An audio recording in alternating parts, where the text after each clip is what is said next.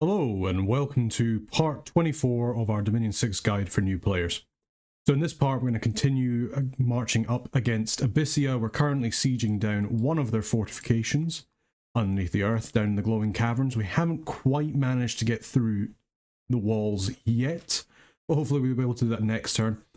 We're going to send over our sort of large squad led by Ruprick as well as our communion mages. We'll also grab these Bakemono here. These must have been some of the guys that retreated from our not so good battles against the Abyssian province defense and what they had there. A little bit of a shame we didn't really realize just how strong their troops were there, but you know, these things happen.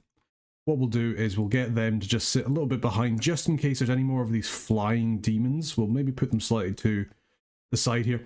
The reason I want to do this is so if a squad is told to attack rear, it'll attack the one of the rearmost squads, in this case these Bakemono.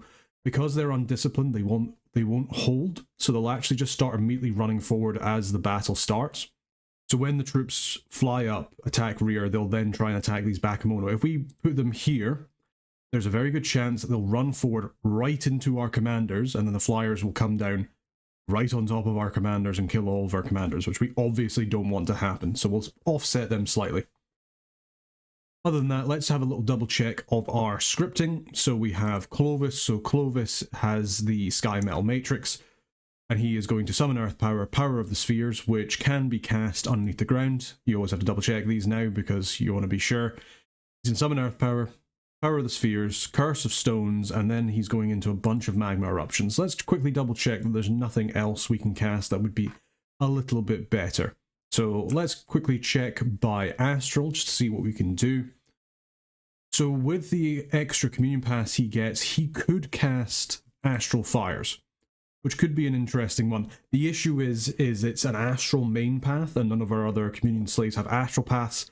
So they'll be taking 4 times the fatigue they would usually be taking for a spell like this. Actually, this is probably a good point to go into a communion proper, just as sort of like a little overview. I'll do a dedicated video on it at some point, but just so you get an idea. So we currently have 1 communion master, and we have 4 communion slaves. So what that will mean is that Clovis will get +2 to all of his magic paths, while he is the master of communion with 4 slaves.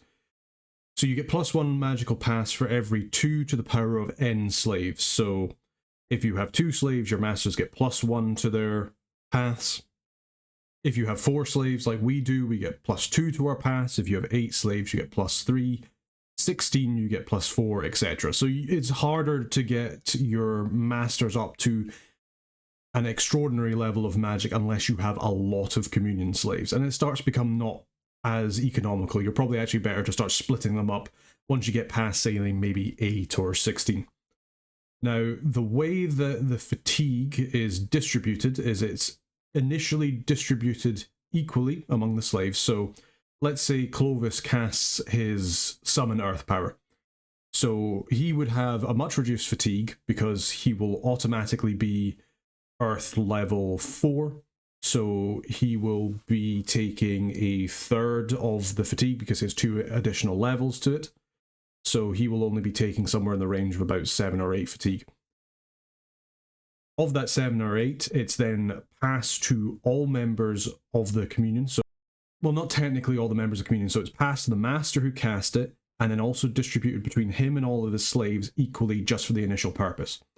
So because with Clovis and all the slaves calculated we have 5, so they're each getting maybe about 1.5 to fatigue each. That's then changed slightly depending on the slave magic level in comparison to the master's level. So Clovis has Earth level 4, that's fine. He's just going to take his 2 fatigue and that'll be done with it. All of his slaves are Earth level 2 for the purpose of using Earth magic. Because they are less than the master's level of magic, they'll take the fatigue times 2. So they'll actually all take 4 fatigue each for casting Summoning Earth Power in this example. If Clovis was, say, a level 7 Earth Mage, then his magical level divided by 2 is still greater than the slave level of magic, because in that case it would be 3, the slaves only have 2, in which case they would take 4 times the amount of fatigue for casting that spell, just because the Communion Master is such a powerful mage, he's causing them to take more fatigue. So in that case, in our example, they'd be taking somewhere in the range of around about 8 fatigue each, which, as you can see, starts to add up a little bit. Now, obviously, Summon Earth Power isn't one of the big spells. We don't have to worry about that so much. When it comes to things like Power of the Spheres, so this is 100 fatigue cost. He's going to be Astral level 3, so you've reduced this by a third, so it'll be 30, equally distributed amongst everybody, so it'll be about 6 fatigue each. So the Communion Master will take about 6 fatigue for casting the spell. That's great. That's a massive drop in fatigue, because it's being spread out amongst everybody else. Every other person in the Communion, however, because our guys do not have any Astral Paths, they take 4 times that fatigue. So what would be 6 for the Master, we're actually giving out 24 fatigue to all of our slaves for this one cast. When it comes to Communion slaves, it's really good if you can to have them have similar magic paths to the Master, or to try and buff them up if you can. Now, we have the good thing in that because they are Communion slaves, they will be counted as unconscious for terms of getting fatigue back, so they're going to be getting a total of 5 fatigue back every combat round, because they get the one from just your base fatigue recovery every round, and they also get the additional 4 for being unconscious. With Summon Earth Power as well, they will get an additional +4 reinvigoration for a total of 9. So once we cast this, they're going to be recovering 9 fatigue every combat round. That's great. It's fantastic. We also have the benefit when it comes to Summon Earth Power that these guys, because this is an area of effect caster, when our Master casts the spell on himself, it will also affect all of the slaves in the Communion. It will not affect any of the other Masters, just the person who cast the spell. But that will also grant them the reinvigoration and the +1 Earth Magic bonus. So all of a sudden, all of our guys, all of our slaves, are Earth Magic level 3.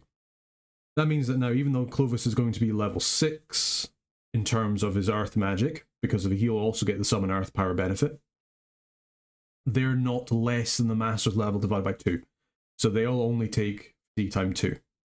If this was the other way around, and we actually had our better mages of Communion slaves, let's say we took these boots off of Clovis, just for this example, and we gave them to Folk. And let's say for this example that Folk's actually Earth level 4 with these boots. Let's say he was one of our Earth randoms. With the initial Communion, Clovis will be at Earth level 4 now, because he doesn't have those Earth boots. When he casts, if Folk is level 4, there's no modification of the fatigue level, so that both the Master and Folk, as well as the slave, will take the same amount of fatigue, because they have equal casting levels as each other. If we gave Folk even more boosters, and all of a sudden he's now, say, Earth 6, but still a Communion slave, if the slave level in a magic path is greater than the Master's level, then they will take half of the fatigue. Sometimes it can be quite useful to have your better mages be the Communion slaves to buff up a greater number of units of not as great magic users. Purely because they'll take a lot less fatigue than those little guys will for boosting up your good mages. It really depends what you want to cast. If you're trying to cast a lot of low level or low magic buff spells that you just don't have access to because your mages aren't good enough, this can be a good way of making sure that you're getting your lesser mages to a point where they can cast these spells. Okay, so now we're casting our spells, we're in our Communion. Let's say something bad happens to Clovis. Clovis gets hit by an arrow and he's killed. If the Communion breaks, because all the Communion Masters are either dead or have fled the field, all of the slaves in the Communion will be stunned for about 1 round and take 3d50 fatigue damage per slave. So all of the slaves will take a bunch of fatigue damage and be stunned. They could potentially die from the amount of fatigue damage they have if their fatigue is high enough already. As well, when we're using our Communion, if one of these slaves were to die either through fatigue or getting killed by an enemy, that would mean that immediately the Communion will reflect the change in the number of slaves. So rather than getting +2 for being the Communion Master, Clovis would only get +1 because we'd be down to 3 slaves rather than at the threshold of 4. Sometimes it can be good to have additional slaves if you have a way of doing that, just to make sure that if something bad happens, if some of your slaves, say you script it badly, they don't survive your initial casting, it's going to be a good way to make sure your batteries are still working. Because that's effectively what communions are. You're using your mages as batteries to power your spells. We also have the thing that because we are using an astral communion, all spells take about 25% longer to cast. They get 25% added to their cast time.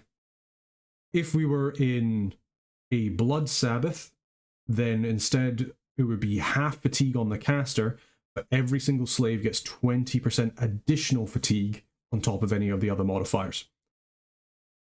There is another type of communion called a choral communion, as in like a singing communion, that only middle-aged man has access to, and that works kind of similarly to an astral communion, with the exception that if your slaves lose consciousness, if they get above 100 fatigue, then they drop out of the communion. That's a bit more of a niche kind of communion, and it's only middle-aged man that can use it, so keep that in mind when you're thinking about communions. Another big thing to realise with communions is, unlike Dominions 4, you cannot cross over communion types anymore. So you cannot use a Sabbath slave with a normal communion master. It has to be a Sabbath master. Likewise, we can't use these communion slaves if we were to try and dabble with a Sabbath master if we had blood magic. Not only that, but there's only one communion of each type active at a time. So anybody who becomes an astral communion slave will all join the same astral communion. Anybody who becomes a communion master for this astral one will all be a communion master for that pool of astral communion. Same with the Sabbath, same with the chorus. Okay, so we've gone over a little bit more of an idea about the actual communion itself. Let's have a little look and see what we can cast. So let's first check all of our astral spells and see if there's anything useful we could potentially cast. Light of the North Star is an okay one, but it's a high fatigue cost, requires 2 astral pearls. It does give an astral bonus of +1 to everybody in the battlefield. That does include the enemy on top of your own guys. I don't think we want to cast this. Abyssia already has access to some astral mages. Making them better could actually be quite scary for us. And then as it comes for the evocation spells, I'm not too sure. Body Ethereal is an interesting one. It's only area of effect 1, but we could use this to cast a bunch of ethereal onto our knights so they can pass through the castle walls. This is where astral mages come in quite handy. Other than that, though, I don't see much of the point in using these evocation spells, mostly because of the fatigue cost. All of our guys who don't have astral pass will be taking 4 times the fatigue in comparison to the master. So that will probably mean they'll take enough fatigue that they'll start taking damage and could die. So I think we'll keep it away from that. Fire is also an option, purely because we can use fire, but the level of fire we're going to have for our Communion Master is going to be a bit higher than what it is for our other guys. We could cast Phoenix Power to raise everybody up by 1, which would help us somewhat in casting fire spells, but I'm still not 100% sure. Not only that, but we don't really want to be using fire against Abyssia, to be perfectly honest. What we can do though is we could use Flame Ward here. Large area of effect, but we can already use this on a couple of our guys who have fire gems anyway. I don't think we should be using our communion for this. Hidden Flame is an interesting one, in that it is armor negating, so Abyssia's protection, or Abyssia's regular protection rather, won't help against that, but the fire resistance still will. I think instead what we want to do is we want to concentrate more on our earth magic. We want to use our earth magic as much as we can in order to buff up our troops and make the enemy worse. In that respect, something like Giant Strength Warriors could be good to give us a large amount of strength increase for our troops. And on top of that, we'll probably want, so we're already using Curse of Stones, we could start getting a few destructions. That's a large area effect, 6. It's not affected by the path, however. Iron Skins only affect level 1. So instead we could get a bunch of group stone skins if we wanted to. We'll just use it to buff up our troops. We could potentially also think about an earthquake. This will do quite a bit of damage. It's armor piercing. The fatigue cost will be lowered quite a bit because we'll have reduced the fatigue because our guys are much higher earth level. Does mean our slaves will take a lot of fatigue, but I think something like that could be quite useful. It's currently greyed out because of things that we can't do it, but once we get into the battle and we're in the communion, we should be able to cast it. Also, because we're underground, Earthquake will do a lot more damage. Let's spread out some of our mages just so that they're spread around. Like so, we'll get Ruprick to stay behind his troops. We just want to make sure that our commanders are mostly safe behind our infantry. We don't want them to get flanked. Other than that, we have a bunch of fire gems on Siegebert. I think that's fine. We'll probably give it to somebody else within the glowing caverns and we'll get them to move into there.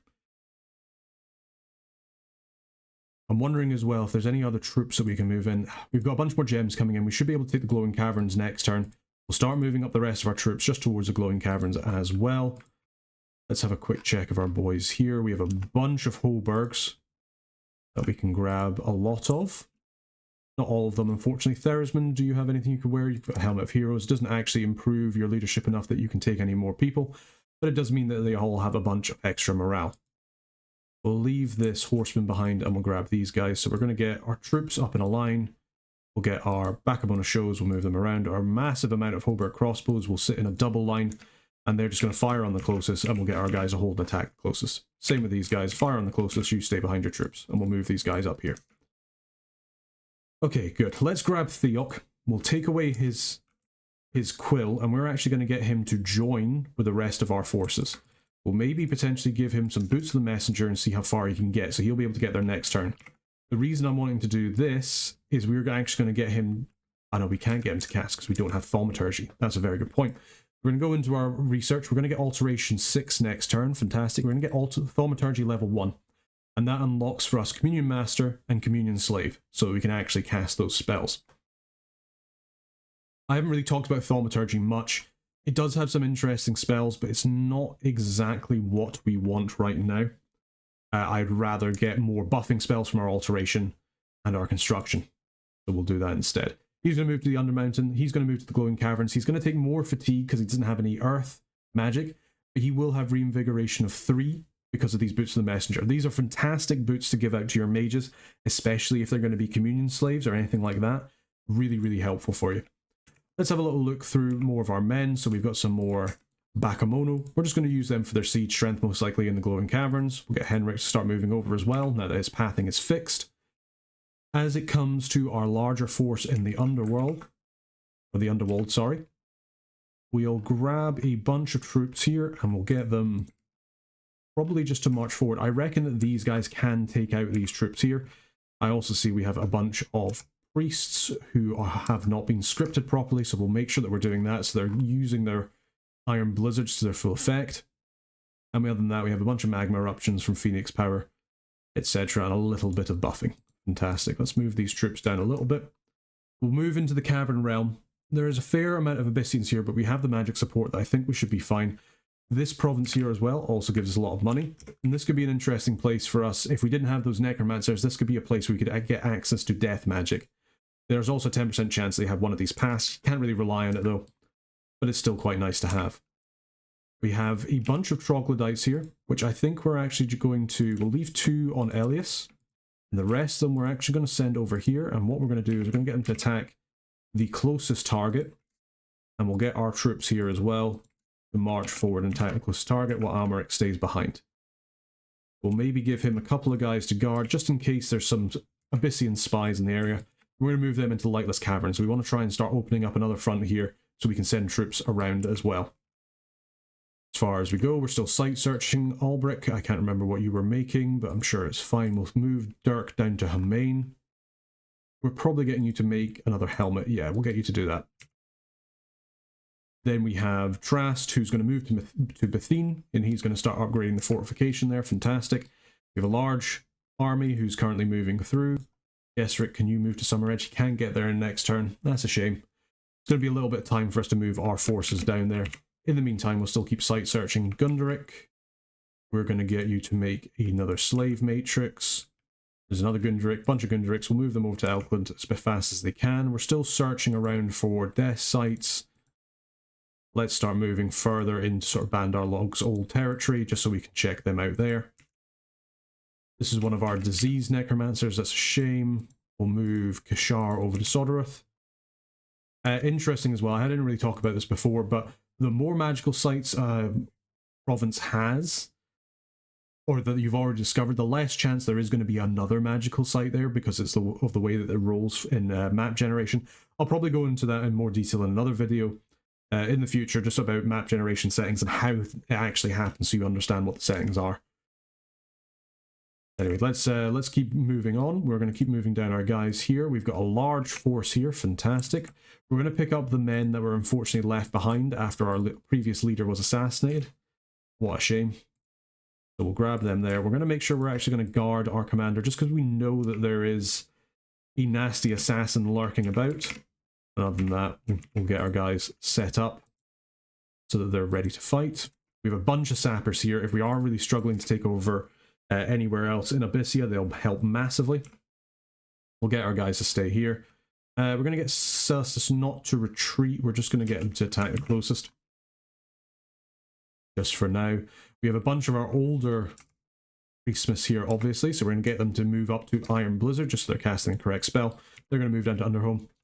As far as we have here, we're going to get Talbrook to research. We're getting our spy, and then we'll get a Master Smith. Fantastic. We've searched here for death sites. Again, we found nothing. That's a big shame.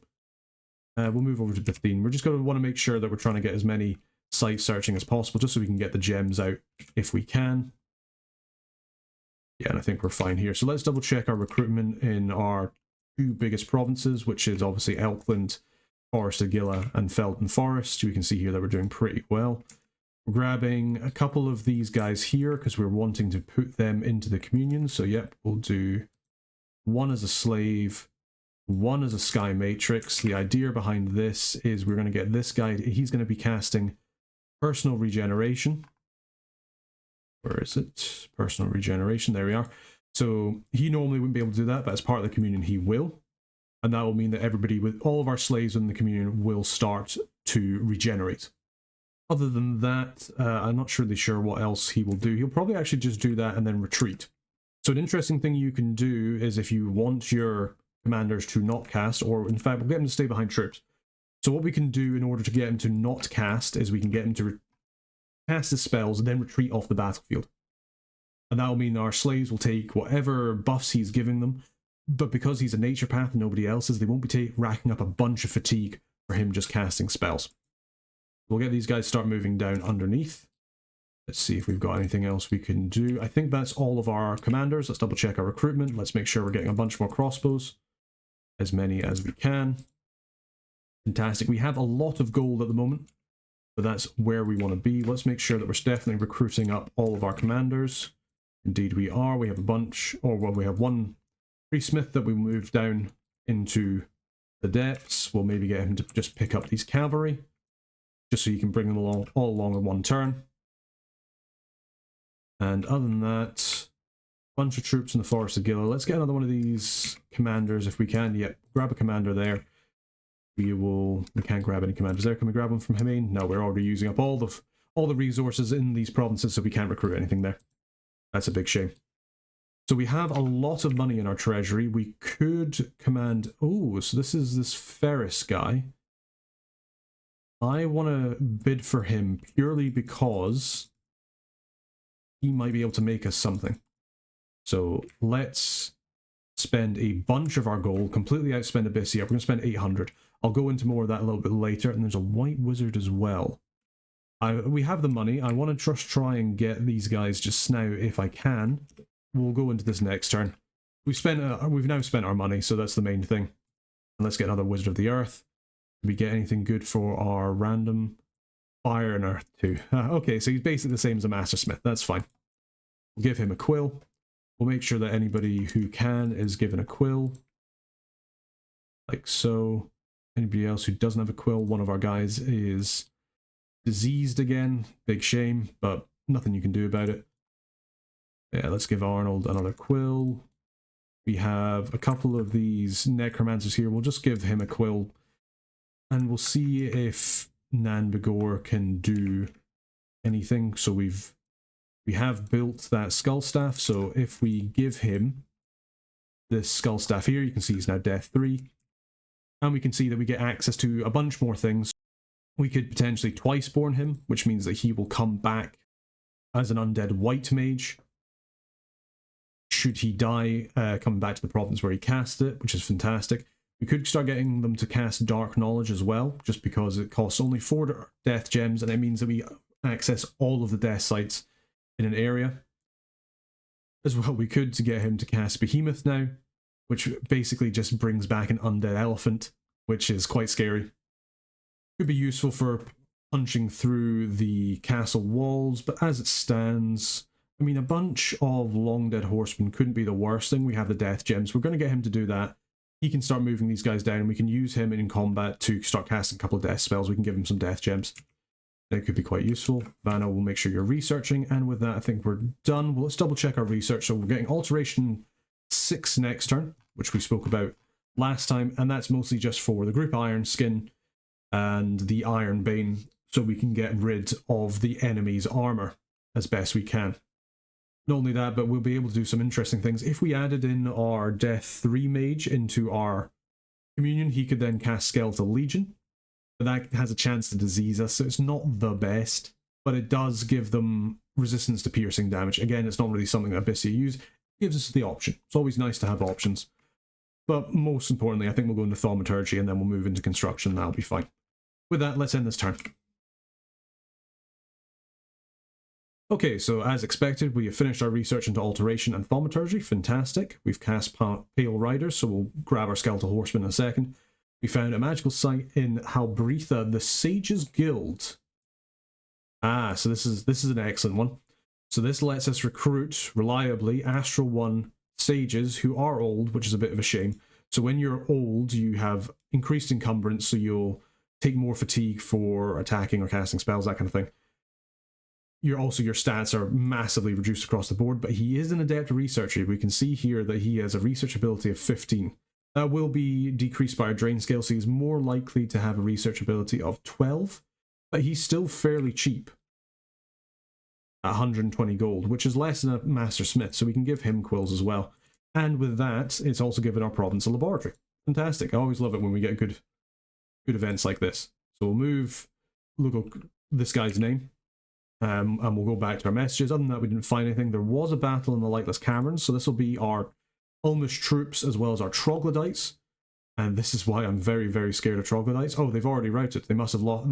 Potentially the Abyssian assassin is doing what is known as assassin expanding, where you go through to a province. If you assassinate all of the independent commanders or any commanders that are there, doesn't usually work on province defense because your commander will come back after the turn.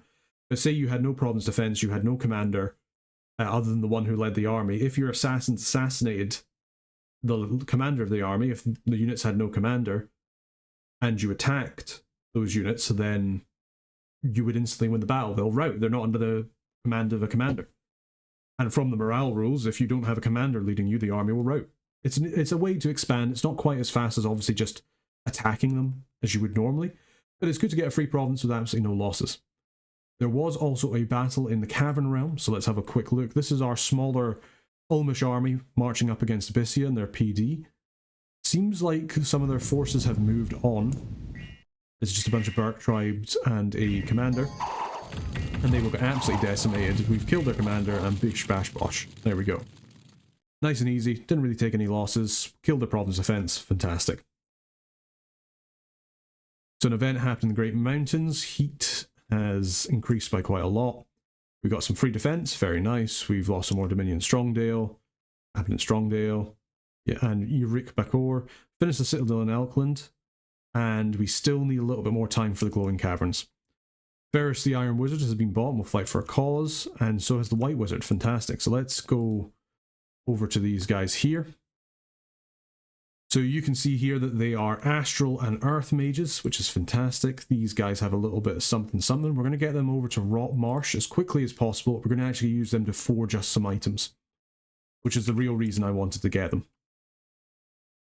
Other than that, Adelaide, you've done your job. Let's actually get you to start moving over to Summer Edge.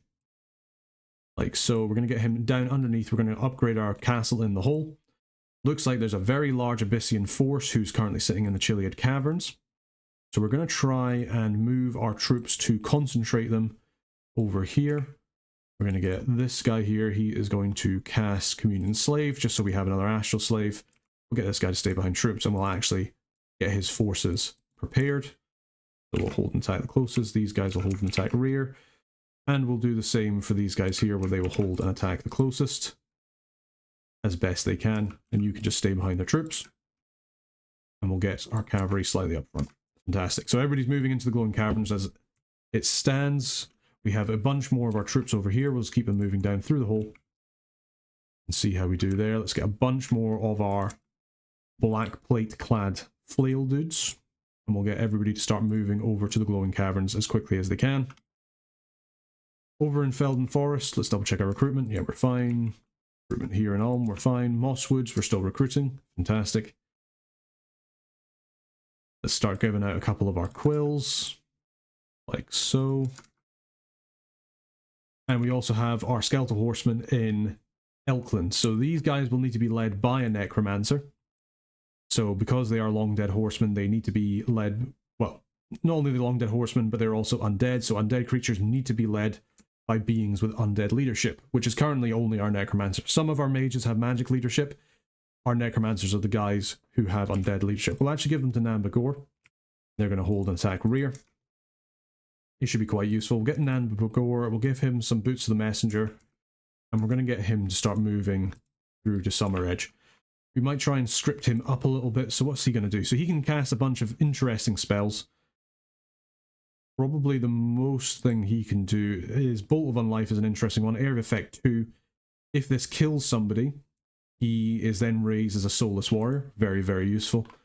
My main question is, how do we keep him alive? I'm sure he'll be fine. Nobody should get to him. We could cast Soul Vortex. Soul Vortex is a very good spell to cast. Basically means anybody who's near him takes armor negating damage, and their life force is drained from them, goes into the Necromancer. It can be used to lessen fatigue. It can be used to increase his HP. Very good spell for thugging. But yeah, we're going to get him to cast a bunch of Blasts of Unlight. Potentially he'll go off script and cast Ward of Skeleton afterwards, which is absolutely fine. We have Almarak here. We'll make sure he's grabbing a bunch of troops and heading down towards Summer Edge. Everybody else is moving towards Summer Edge. A bunch of guys in garrison here. We'll get Albrecht to make another Helm of the Heroes, who we'll potentially give on Almeric, and he can go pick up some extra dudes if he needs to. Have our massive force here. We want to head over to Summer Edge, so Ersnek is moving over to Summer Edge. Like, he'll be able to swim over the river should he need to. Let's have a quick look and see what else we can build. So we want to get another slave matrix if we can. We'll give Frederick our last quill. Let's have a quick look at our research now. You can see now that we're over 1,000 research. We're nearly at 1,100. We're going to sail through this research before too long. After this, I think we want to probably get Conjuration level 6. It starts to unlock some interesting paths for us. Unfortunately, we can't get Summon Flame Spirit. I can't think if we have a way to boost us up to Fire 3, not until we have Construction 7. So maybe instead we get Enchantment 6 and then we work on Conjuration 6, and then we go back to our research and have a little think about what we want. Let's continue up our searching. I could obviously be using the auto search for this, but I really just don't trust it, to be honest. I don't think the pathfinding is that good.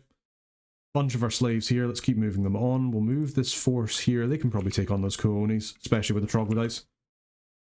Keep our searching going, we'll keep our searching going, we'll keep our searching going. We've got Talor here, he's going to grab these crossmen from the Shadowglade, he's going to head to Summer Edge. Do we have any other commanders? It doesn't look like it. Are we recruiting anywhere else? No. We'll just recruit another one there, that's fine. We have a bunch of guys in Summer Edge itself, we'll get them to move underneath. Like so, we'll get Ananus to move as well.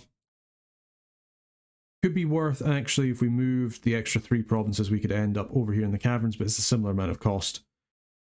But it's something we can think about in the future. We've got our spy, let's head from the chambers underneath, and we'll start moving through.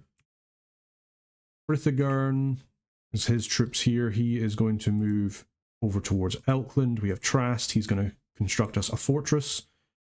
And other than that, we continue our site searching. And that's all of our site searching done. Fantastic.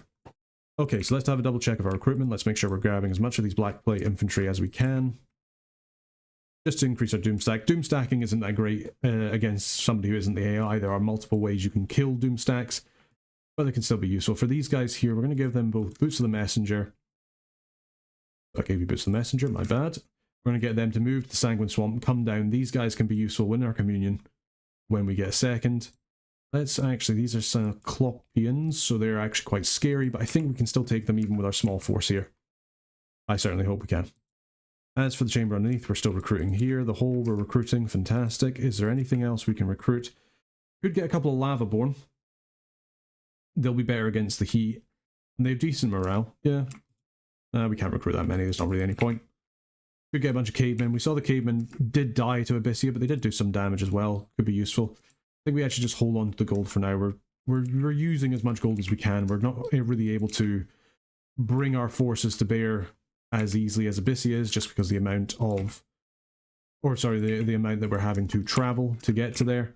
We have a bunch more slingers. Let's get some more slingers. There we go. So we've used a little bit more of our gold.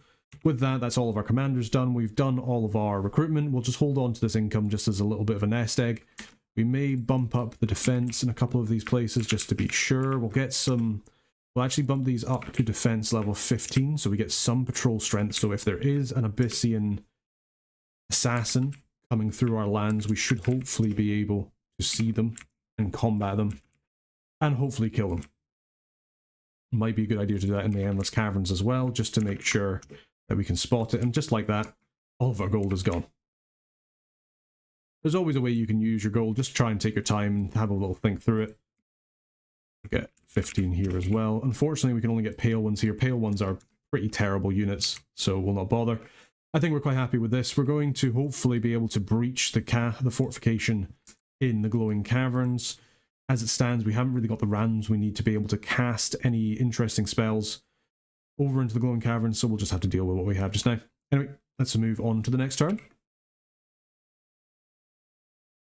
And with that, we've completed construction level 6. We have found a magical site, the Lithium Vale. We've found 2 magic sites in the Shadowglade, Catacombs and the Labyrinth of Skulls. Fantastic. So we're suddenly getting a bunch more death gems. Cannot complain. Other than that, we didn't find anything else. That's a shame. Frederick was the victim of an assassination attempt. So this is where their assassins come. And this is one of our priest smiths. So he's cast Iron Skin on himself. What's he going to cast next? Temper Armors. Okay, you're going to have to cast something good here. He does have his maul.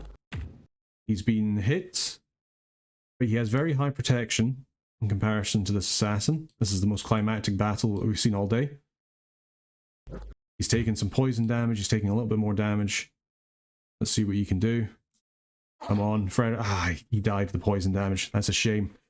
This goddamn fat assassin has been an absolute bane for us. But never mind. There was also a battle in the caverns, so this is our attack against the Cyclopeans. These guys are actually quite scary in that they can do quite a bit of damage, but I'm thinking with our troglodytes we should have the trampling ability. No, our troglodytes all died. Ooh. Yeah, Cyclopeans are scary. Underground is quite scary unless you have a large force. We've actually lost this expansion party. Oh, that's really not what I wanted to happen. When in doubt, be scared of these guys. They're big, they're tough, they can go berserk, and they also have javelins and bows. They're very, very scary. So yeah, we ended up losing everything there. Those troglodytes weren't quite in the mass that we needed in order to take that. There was an unexpected event in Marbor. We got some extra defense. Fantastic. There was an event in Barney. Some knights have attacked us. Okay.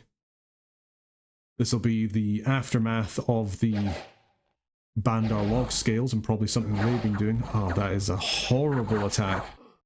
That is so many knights. Yeah, that's 26 knights. These guys are almost as good as our black lords and our black horsemen of Ulm. So they've just taken Barney from us. These independent attacks in Dominion 6 seem far stronger than they ever were in Dominions 5. They're a real bane in your existence. But the good news is we have managed to breach the fortification in the glowing caverns. We are starting to starve there as well. That's a bit of a shame, but we'll worry about that next turn. Anyway, I hope that you've enjoyed this part of our tutorial series. Hopefully it's been useful to you. We're mostly wrapping this one up, but it should be done probably next episode, maybe one more episode after that. But we'll hopefully be able to see our communion in action next turn. And that should be quite interesting. So thank you very much for watching, and until next time, take care.